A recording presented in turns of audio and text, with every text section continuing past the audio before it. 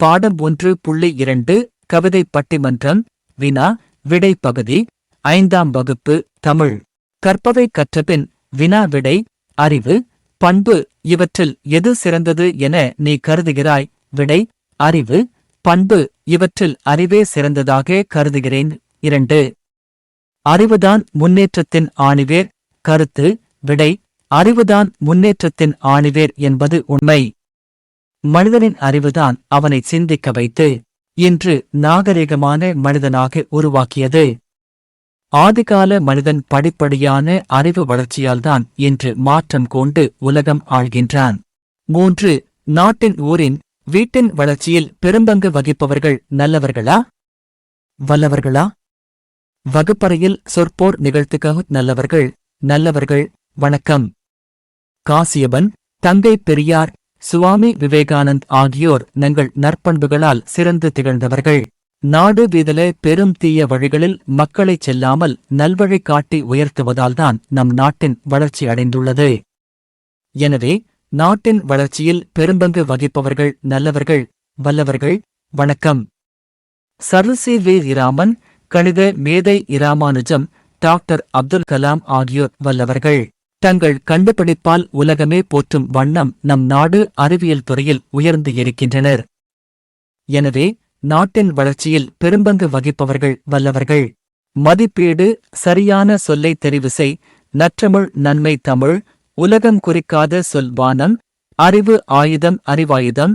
புகழ் எதிர்ச்சொல் இகழ். வெளிச்சம் எதிர்ச்சொல் இருள். கீழ்காணும் சொற்களை பிரித்து எழுதுகள். செந்தமிழ் செம்மை தமிழ். கவியரங்கம் கவி அரங்கம். வினாக்களுக்கு விடையளிக்க அறிவால் உயர்ந்தவர்கள் Abdul Kalam, Thomas Alva Edison. பண்பால் உயர்ந்தவர்கள் புத்தர், திருவள்ளுவர். நெல்லிக்கனி கொடுத்தவர் உயிர்காக்கும் நெல்லிக்கனியை அதியமான் ஔவையாருக்கு கொடுத்தார். நடுவர் கூறிய தீர்ப்பை உன் சொந்த நடையில் கூறுக. அறிவும் பண்பும் கண்ணின் இரு விழிகள் போன்றவை. ஐம்போரிகள் பண்பாகவும் உலகம் முழுவதும் அறிவாகவும் கொண்டு சுற்றி வரும். எனவே இவை இரண்டுமே சிற்பு என்று நடுவர் தீர்ப்பு கூறினார். 5. ஐம்பொறிகளுள் ஒன்று கொடுக்கப்பட்டுள்ளது. மற்ற 4ஐயும் எழுதுக. கண், காது, வாய், மூக்கு, மெய், உடல். 6. தமிழைச் சிறப்பிக்கும் பெயர்களை பாடப்பகுதியிலிருந்து எடுத்தெழுதுகள். செந்தமிழ், முத்தமிழ், நறுந்தேன், நற்றமிழ், செகம் போற்றும் செந்தமிழ். சிந்தனை வினா 1. கல்வி, செல்வம், வீரம் இவற்றுள் எது சிறந்தது என நீ கருதுகிறாய்? ஏன் கல்வி, செல்வம், வீரம் இவற்றுள் கல்வியே சிறந்தது என நான் கருதுகிறேன். ஏனென்றால் செல்வம் அழிந்துவிடும். வீரம் வயதானால் குறைந்துவிடும். அழியாமல் குறையாமல் இருப்பது கல்வி மட்டுமே. எனவே கல்வியே சிறந்தது என்பேன். 2. வெறும் பண்பை வைத்துக்கொண்டு பெரும் பந்தல் போடலாமா? இத்தொடருக்கான பொருளை சொந்த நடையில் வகுப்பறையில் பகிர்ந்து கொள்கவும். வெறும் பண்பை வைத்துக்கொண்டு பெரும் பந்தல் போடலாமா? இத்தொடருக்கான பொருள் வெற்று பண்பை வைத்து பெரிய பந்தல் போட முடியுமா என்பதே.